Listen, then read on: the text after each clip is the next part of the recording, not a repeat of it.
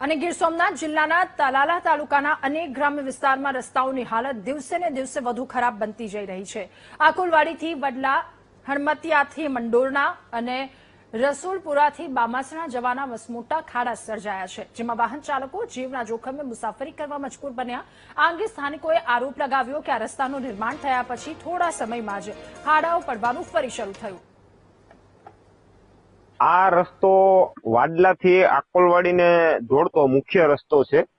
આ રસ્તો બન્યો ત્યારથી જ નબળી ગુણવત્તાનું કામ થયેલું હોય અને બન્યોને 1 વર્ષ દિવસમાં તૂટવા લાગ્યો તો ત્યારથી લઈને આજ દિન સુધી અમે અનેક વખત રજૂઆતો કરેલી છે। તેમ છતાં પણ કોઈ પણ પ્રકારની નક્કર કાર્યવાહી કરવામાં આવી નથી અને વારંવાર ફક્ત કાગળો ઉપર સારા લાગે એવા જવાબો આપી નાના મોટો રિપેરિંગ જેવું કામગીરી કરીને ફક્ત ને ફક્ત કાગળ ઉપર જ કામગીરી કરવામાં આવે છે।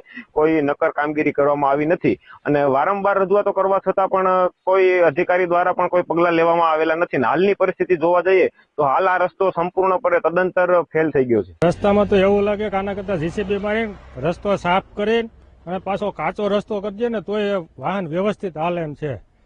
અહીં એક તો અમદાવાદ રૂટની અમારી એક બસ હાલતી સામાન્ય સરકારી, એ બસનો રૂટ બંધ થઈ ગયો છે રસ્તાના કારણે।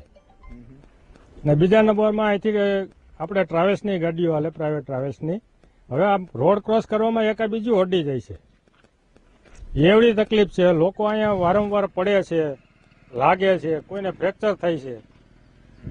તો રજૂઆત કર્યા કેટલીક કરવી, રજૂઆત કરીને ઠાક્યા છીએ। આ મંડોણા હણમતિયા રોડ છે અને રોડની સમસ્યા એ છે કે જો આ હાલત તમે જોવો જ છો, આવી લગભગ 3 વર્ષ થયા છે।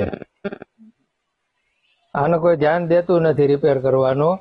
હવે અમને વર્ષ દિવસ થયા તો એવું કહે છે કે મંજૂર થઈ ગયેલો છે, પણ કામે કઈ થતું નથી।